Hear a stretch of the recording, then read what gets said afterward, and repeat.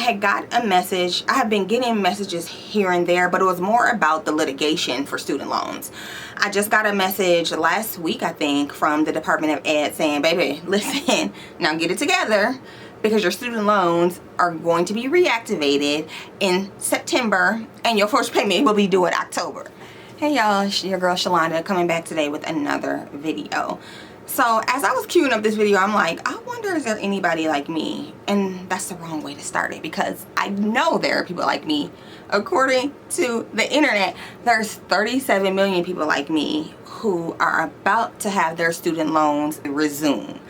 I knew it was coming, and I don't have a problem with that happening. I view having all this time to not pay or to catch up, or however you see it, as a blessing. I never expected to have them be suspended for this long. One thing I do want to say is that I need to get prepared for these loans, y'all. And so I want to come and talk about how I am going to get my budget prepared for the restart of student loan payment. I had did my budget, I think. Well, I didn't do a budget. I did like a tentative budget, and what really was, I had went on vacation, and when I got back, I was like counting all the money I spent on vacation, and then I was just kind of reconciling, essentially, baby. I wasn't doing a budget. When I did that reconciliation, I was looking at my expenses over like the next month or so, and in that, I had added a potential student loan payment. As of right now, I don't know what my student loan payment will be. I remember approximately what it was when the payment suspended back in 2020. Yes, y'all. Student loans have been turned off for over 3 years. I had a payment, I believe it was like $300 and something. It could have been $400, but I don't remember the exact amount. The payment that I've estimated to pay when they resume in October is like $450. That's the payment I put down. Let me get into what I'm going to do to prepare myself for when these payments are going to restart. The first thing, y'all, is getting my mind right psychologically. So for a lot of people, having these loans restart is a big economic difficulty for them. When your finances ain't right, your mind sometimes ain't right. One thing I learned when I was off work before, and I had mentioned this in the last video, is that when I believe or perceive that I'm gonna have money problems, then it gives me a lot of stress and anxiety. When I was off work last year, the Lord, baby, the Lord will provide, Jehovah Jireh. Every bill was paid all the time, but it's me always anticipating that something will go wrong. For me, when it comes to the student loan, it's not about not even being able to cover them. It's more about certain aspects I have around money and making sure that I have enough. And that's just a money mindset that I have to work on. The second thing that I need to do is contact my student loan servicer. I've changed servicers twice since the pause. One servicer dropped out and don't service. I don't think they service for the federal government anymore, but don't quote me on that.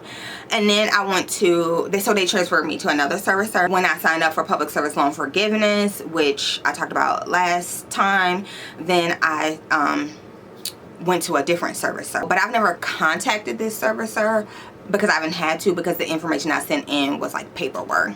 And so I need to contact them just to kind of see what's going on and to build a relationship with them, a professional relationship with them.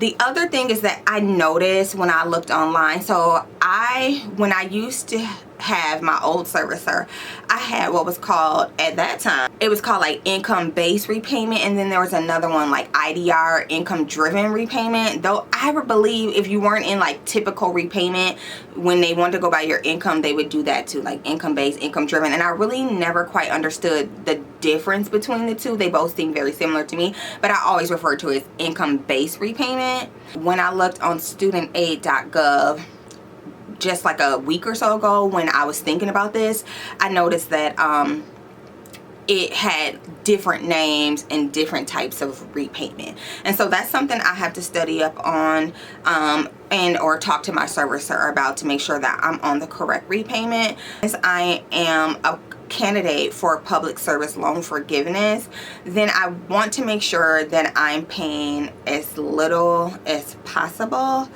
because I know that eventually the loans will be forgiven because I'm in a public servant role.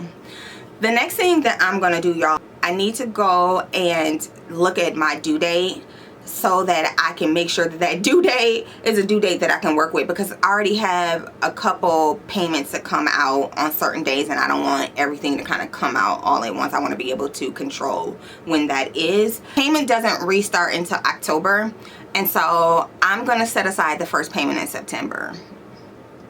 I am. Set it aside is kind of, it's not really the correct way to describe it, because